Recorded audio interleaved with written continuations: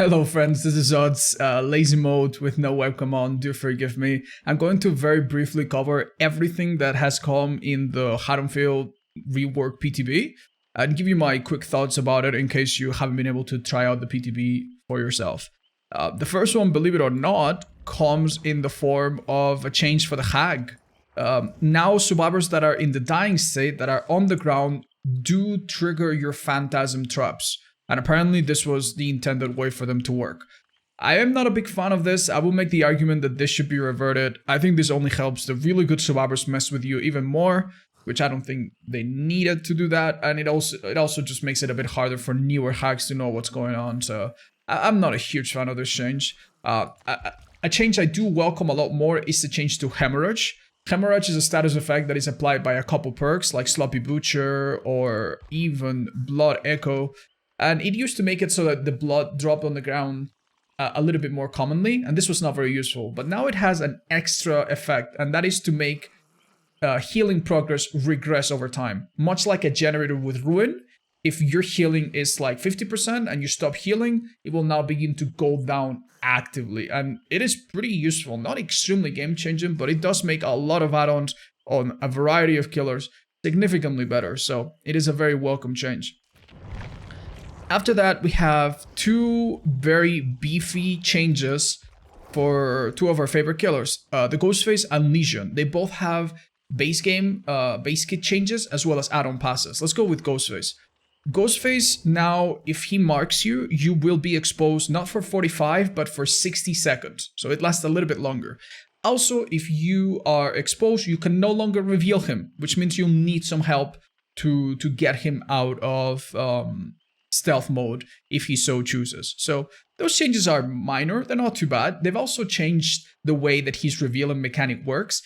In short, it's now a little bit more lenient for survivors. If you stop seeing him for like a split second, it doesn't completely reset, and you can now reveal him if he takes a big part of your screen, even if he's not exactly centered. So these things basically make it easier for survivors to reveal him, which is good.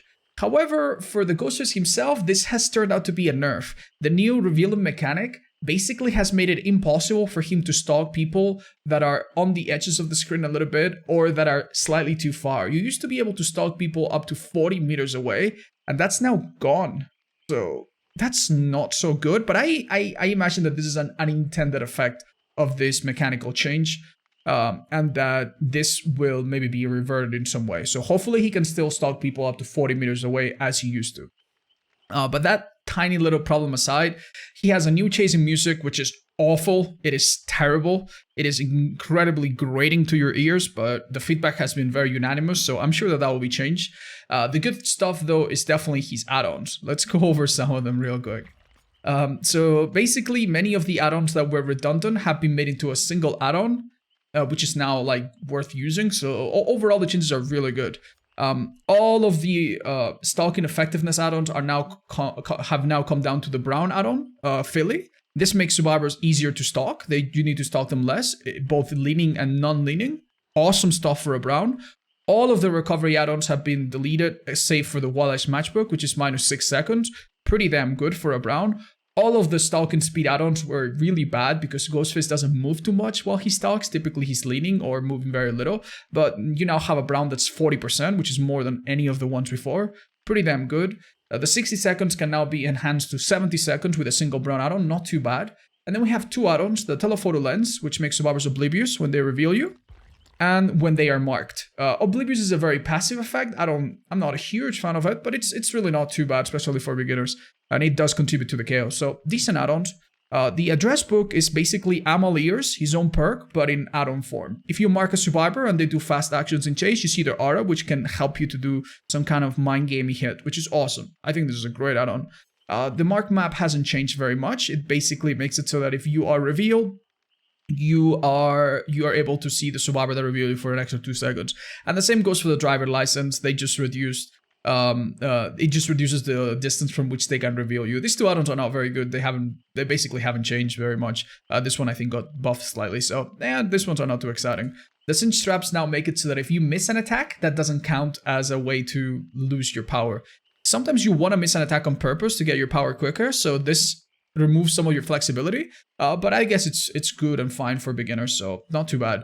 The wallet is an amazing add-on. It gives you your power back immediately if you break a pallet or a wall. A really, really good add-on for its rarity. All of the movement speed when crouching add-ons have been combined into the leather knife sheet, which is great. And the knife belt clip now makes you have a smaller tear radius when you crouch. Not too terrible, I suppose, but yeah, definitely not the best one, but kind of cool. The lasting perfume is really, really nice. It makes it so that survivors on the hook cannot reveal you very quickly. This is great for beginners, but not super useful otherwise. It can help you to really do dirty things when someone is unhooking next to you and stuff like that. So it's not too bad. It does make some situations very awkward, where in the time it takes for a survivor on the hook to reveal you, you can expose someone else. And the chute pen is the same thing, but for survivors on the ground. And this is actually really good if you combine it with the iridescent add-on that completely regenerates your power every time you do a basic attack. So you could down a survivor, get your power back, and then immediately stalk another survivor before the one on the ground can even reveal you. So actually, the synergies between some of these add-ons are really good. The detailed routine is kind of cool. It's the same as the night vision monocular. It makes survivors exhausted. This one is the ones that reveal you, and this is the ones that are marked. Not too bad. It helps to give more meaning to marking survivors and makes revealing a bit riskier. I like it. The drop leg knife sheet I think is actually amazing. It gives you a 10%, which is massive, movement speed for 5 seconds after you mark a survivor. So it makes him a bit of like a... it almost gives you like play with your food levels of speed when you mark, which is, I think, super good. We already talked about the driver license. The Ghostface card on tape is maybe his best add-on. And they just straight above the security camera, making the auto reading not 4, but 7 seconds. And you can see everyone, not just people outside your terror radius. So you could down someone, get your power immediately, and then immediately try to go find someone else. Overall, his add-ons are pretty damn good. And I would say that considering that some of his high rarity add-ons are now quite powerful, he probably goes up 1 or 2 spots in the tier list. I would definitely say that he's better than Sadako, for example, and definitely better than Freddy when you consider their very weak add-ons. So in the tier list, I think Ghostface has gone up 1 or 2 spots easily. So that's really exciting for Ghostface players. The music, not so much. Next up is Legion, who also has new music. Which is really, really good. A bit loud, but really good. And the music also changes slightly and has different instruments depending on the add-ons that you use if you have the mixtapes. So that part is really, really cool. His base kit changes are exciting. Instead of waiting a 4-second cooldown, which was awful, you now have a 3-second cooldown by default, which feels awesome. That's like having 2 of his best add-ons before. So that's great. He also gets faster every time you hit a single survivor. You get a little bit faster, so it's easier to chain hits. And if you do 4 hits, you will basically activate a special ability that on the 5th hit, any survivor you hit will go down. And if they have a perk like borrowed time on them, they won't go down, but then you can just hit them a 6th time and then they will go down. So it's really cool. It gives Legion a bit more of a scary presence, and survivors will need to respect that and be a bit smart and split up, which is what they always should do against Legion. So that part about his base kit is pretty damn cool. Have they done anything else to his base kit? I think that's about it. There might be some other changes that I forgot, but basically he now insta-downs on the 5th hit if you ever let him do that, and the cooldowns are a little bit nicer. Let's talk about his add-ons, which are really interesting. Again, in typical behavior fashion, they've made some of the brown add-ons extremely good. The mischief least is now 2 extra seconds, which is super damn good. This would be worth a green or a yellow. In fact, this was basically a green and a yellow before, but now it's a brown. This used to be 2 seconds, now it's 5 seconds. And here's the thing I forgot, I just remembered. You now begin to recover your power during the fatigue, not afterwards. So the recovery with this should be even bigger. This add-on also increases your lunge, which for a brown is pretty damn good. And then we have 4 add-ons that give status effects when survivors do not have the mending done by someone else. So the smiley face pin applies blindness, which is decent for a brown, 60 seconds. The deface smiley pin does mangled. The Legion pin does broken, just like before. And then we have Joyce mixtape, which does hemorrhage. So all of these add-ons work the same way, basically. The way they do is that if a survivor mends themselves, the add-on gives them the effect. But if they get mended by somebody else, then this doesn't work. So basically this pushes survivors to group up and mend each other, which is awesome because until now they have no reason to do this ever. They always wanted to split up. So these add-ons help a little bit. What survivors will end up doing is 99ing their mending and then have someone else finish it to avoid these, but that's still kind of nice. Then we have the never sleep pills, which is a meme add-on. It makes you not go any faster than usual in Feral Frenzy, and this is terrible. You move very slow. You get extra points, but your Feral Frenzy is twice as long. Believe it or not, even though this is a meme add-on, if you pair this with the next add-on, which makes you even faster than usual, when you hit every survivor, it just increases the speed. This add-on is actually kind of scary. 20 seconds of Feral Frenzy that gets faster and faster is basically unavoidable. So with these two add-ons together, you will need to get creative and try to stun the Lesion or Dead Hard through his attack or something at some point, or else you're going to give him plenty of hits, maybe an insta-down at some point. So this is an add-on that is deceivingly strong. And as I said, the mural is just great. It just makes you get even more speed for each hit. The Julie's mixtape and Frank's mixtape are basically the same thing. They both pause your power and stop it from depleting for a little bit while you break a pallet. While you break a generator. You cannot break pallets in Frenzy. And while you break a breakable wall. I don't think they're very good. I think they're pretty bad. It's nice that it pauses your power. You can use this to keep your power up for a long time and so on. And yeah, sometimes you do kick a gen or break a wall and pick up a survivor. There are some situations where this can be occasionally helpful, especially Frank's. But there are not that many breakable walls in many maps. So yeah, overall these add-ons are kind of weird. And I'm gonna try to make the argument to the devs that they should nerf, they should buff them in some way. The Edge Ruler is really interesting. We've seen that it also, it's actually the 5th add-on that does something to survivors when they remove the self-mending. When they remove the deep wound by self-mending. And this one's Oblivious. I actually think this is the worst, because making them Oblivious means that you do not pick them up with your power and your killer instinct. But still, it adds to the chaos, not too bad. The Stolen Sketchbook is an interesting one. Basically, when you hit a survivor, you get your power back instantly. By the time you recover from the attack, you have your power again. So you can down a survivor, then use your power to hit someone else immediately, pretty much. Pretty good. Not too bad. The stylish sunglasses are really interesting. This basically highlights anyone who is mending. So if you have a survivor that is oblivious for some reason, or you have undetectable, this can really help you to catch them off guard. Kind of a cute add-on, especially for a green. There used to be many add-ons that increase the detection range. They've combined basically all of them together into a massive 20-meter extra detection range. I love this. This add-on is actually really nice. You put this on and you will basically find anyone in the map, which is awesome. This one gives hemorrhage. We've already talked about it. I don't think it's that important, but it is good on Lesion. The stab wound hasn't been changed at all. It just gives them a bit more pressure to mend quicker. I don't think it's very good. They could have probably reworked this. We talked about Frank's mixtape. The Filthy Blade was from 3.5 now to 4 seconds, so it's an even stronger add-on.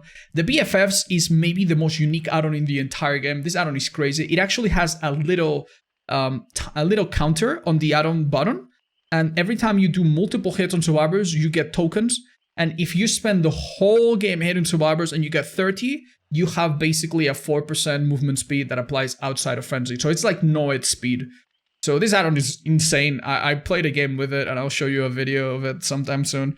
It's more of a meme add-on. I don't think it's a very serious add-on. The payoff is very little, and the work for it is very big, but I love it. I love it, and it's a great precedent because it tells you that the developers are now more willing to take risk and do crazy things with their add-ons, and even add-ons have timers and stuff like that. I love that. I think this is amazing. So I just for that alone, I really like it. The iridescent button has been slightly nerfed. It gives you the ability to vault pallets and break them immediately, but it doesn't give you an immediate terror radius that covers the whole map. So if you want to have something similar to that, you can have the Eerie button and Zeus's mixtape before, which should give you like a 60-meter terror radius, which is awesome. Well, not 60-meter terror radius, but 60-meter detection anyway. So yeah, that's great. It's still very good. And the Fury mixtape has been buffed a little bit. On top of seeing the survivor's aura, you now make them regress. And that's good because you could pair this with surveillance, you could pair this with a bunch of stuff. So it's nice. I think it's bugged in the PTB right now. Unless survivors are touching gens, it doesn't seem to work. But yeah, when they fix that, this add-on, which was good, will now be even slightly better. So overall, for Legion, I think these changes are very positive. And especially with like some of these interesting add-ons, you're gonna see a lot of different Legion builds, hopefully. So that's really fun. And then we have the changes to the new Haddonfield. And I'm gonna show you some footage in the background while I talk. The new Haddonfield is awesome. It looks really, really good, which everyone could see from the pictures. And it's not just a recolor or a reskin of the old Haddonfield. They actually rearranged many of the buildings and have changed some of them completely. Some people will tell you that the map is just as big as before or much smaller than before. I think the map is about as big as before, but it's big in a different way. All of the stuff is in the center. There's not a lot of fences, so it's a very open map in the middle. So even if by absolute numbers it is not much smaller than before, it definitely feels much smaller than before, and you do not have to go around crazy buildings and crazy fences. So it is, I think, in practical terms, a much smaller map than before. It has 4 to 5 buildings that are open. And I'm gonna give you a tour of them so you can see them in a minute. But overall, there's not a lot of crazy loops. The pallets are for the most part unsafe. And it's a map where survivors need to split up and delay you long enough rather than just loop you on that 1 or 2 pallets or 1 or 2 windows forever. So I'm gonna give you a tour so that you can enjoy it, and that will be the video. So yeah, that's all I think. Thanks so much for watching, and enjoy the new Haddonfield. It's really, really pretty. Alright, so we're gonna try some chases. So we're gonna be chasing our friend Leo. And this is one of the houses with the balcony. Alright. As soon as I see him, I pop tier 2, and I'm basically a normal killer. Alright. So, one notable thing about all these houses is that they maybe have one strong window, but like no pallet inside them. Typically what they end up having is other pallets or windows near them. So, that's it. That's it. Now this person will take a hit. And they can maybe loop up again and do it one more time. Oh, sorry. The geometry was a bit deceiving. She has a window inside, but it's not very good. Oh, I think that could have been a hit. Ooh, that was really good though. With a dead heart? With a dead heart, and if I didn't have bloodlust, I think she would have made it. Right, so that's the house. I don't know what we would call this house. We could call it the balcony house. Someone said earlier that that kind of balcony is called a widow's something. But we could call it the widow house or something. Alright, again, main building. This is we'll start here. And this is the Myers house. Alright. Let's chase now. I think this map is actually going to be rough on Nurse because you lose line of sight inside buildings, and teleporting to different floors can be very difficult. Ooh, there's a window here, nice. Really? That's interesting. Okay, so there is a vault on this side, but it's a bit of a 50-50, because if the killer does what I just did, you will take a hit. It's easy to miss that vault. Notice that in this map, the vaults have this little teal colored cloth. Okay, they could have taken a fastball there. But now they're gonna go for that window over there, I assume. I'll cut them off this way, maybe. Ah! Hey, that's a nice way to do it. You don't need to chase them like that. It actually, for the survivor, it's a good idea to come this way, because they get the fastball. But for you as a killer, it might be a better idea for you to come this way, because you just hit them with a lunge. However, if you do that and they're smart, they're gonna come back here, and then they're gonna jump through the other window. So it does have a bit of back and forth. Kind of cute. I guess you could, if they beat you to the window, you could also just come through here, and then drop this way, and during the stagger, maybe you catch them. So yeah, this, like, my only problem is that some killers that don't have a lot of mobility, like this window, just looping around like this, and then going back, and then coming through this window seems fairly good. But like, once you get rid of whatever pallets are here, it doesn't seem like that crazy of an infinite. So the main building is pretty okay. And the parts that we didn't show are pretty tame. Like, it's these rooms that are either dead ends or have a gen and no loops, no pallets. Here's the basement. Some people have pointed out that this basement has very thin Yeah, this is kind of bad. You could be Trapper and trap this super easily. It would be quite disgusting. But it's definitely much, much better than the previous incarnations. Notice that this is the House of Pain and that it's now closed. For some reason, this map sometimes spawns 4 houses and the 5th is closed. And sometimes the 5th one is open and it's actually a super good building with like 3 or 4 pallets around it. Alright, let's chase Leo into the whole house. We're gonna call it the whole house because it has a big hole here and there always. Alright. So, where are the survivors? Alright, let's give them a bit of a head start. So they take that window, and I could draw from here. If I don't want to follow them through. And there's typically pallets on the back of this. No, not this time, no. Ooh, I think that would have been a short miss. Interesting. They could have gone for that pallet, but it's not very safe. Oh, they have one right here. But check out this pallet. Like, this is not a pallet you can just drop. You actually have to take your chances with a 50-50. It's a bit of a mind game where if the killer respects the pallet and stays back and you keep running, you're fine. But if the killer goes through and you don't drop it, I have no idea where they dropped it. I didn't see the window they used. Which one was it? Oh, right there. Hello. And this pallet, I think, is... There you go, see? Ah. Oh, wow. Well done. Oh, you got me. This is great for Myers, dude. What are you gonna do now? Yeah, this is great for any killer that throws projectiles or has a stock or stuff like that. These loops are awesome. All of them, really.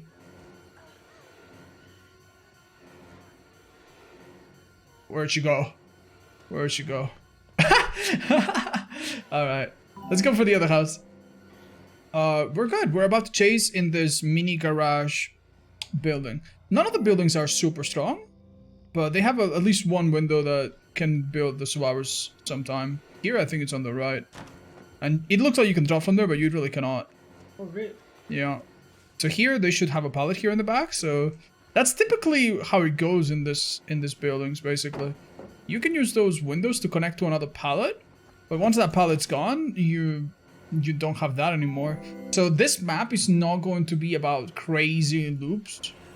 It's going to be more about splitting up, using windows well, using these difficult pallets well. It's going to be quite interesting. Notice that this is a decent pallet. Like, I'm pretty sure that I probably can't... Well, the tier 3 I probably can, but... Like, it would be hard to get a survivor here if they play it perfectly and you make a mistake. But it's a decent pallet. It's not like before where you had these really, really super easy to play pallets everywhere. And you had them one connected to each other. Oh, really? So, really, everything so far is pretty manageable. And it's the survivors using the few strong pallets. There's a few that spawn in the middle. Here's a really big... Actually, this loop is not the same we saw earlier. There's been a loop like this with 2 connected cars, which is pretty large. But you need to use these strong pallets really, really well, and you as a killer actually want to get rid of them. Unlike other maps, you don't... There's so many pallets that you can't get rid of all of them. If you get rid of some of these really good ones, I think the map becomes a lot more manageable. So you would be very happy to be in a situation like this. But one really strange thing that we mentioned is that one of the houses sometimes is blocked. If the house is yellow, there's nothing in it. But I'm going to show you by the power of editing what it looks like when this house is open. Right, so this is the new House of Pain. And sometimes it's colored yellow and it's locked, and sometimes it's colored blue and it's available. I don't understand why. And this house is actually maybe the best building in the map, so... It's kind of crazy that to me that sometimes it's on and sometimes it's off. When it's on, it has a loop in the front that can sometimes have a pallet, and also a loop in the back that can sometimes have a pallet as well. And the one in the back is really small, as you can see. If a survivor drops this and they do it badly, you can just walk around and hit them. If you see that one of these pallets is missing, that means that instead of 2, you'll have 3 inside. The first one that's inside is this one in the entrance. It's quite a good pallet, really. Because if you chase a survivor from here and they drop it and you go right, then they'll just mirror you and go left. So it's a pretty good palette. But other than that, as you can see, this is all the windows are closed, which is what made this building really troublesome. So the windows are closed, and that's really good. When we go down, you'll notice that these stairs are no longer connected on the same like axis. So it's not so easy. Like it's not so easy to like loop back and then go into it. So that's nice. But you might have noticed that for some reason this can spawn 2 pallets, and these pallets they're fairly strong. So as you can imagine, having this building or not seems like a huge deal. I hope they keep it, but maybe balance it somehow. So yeah.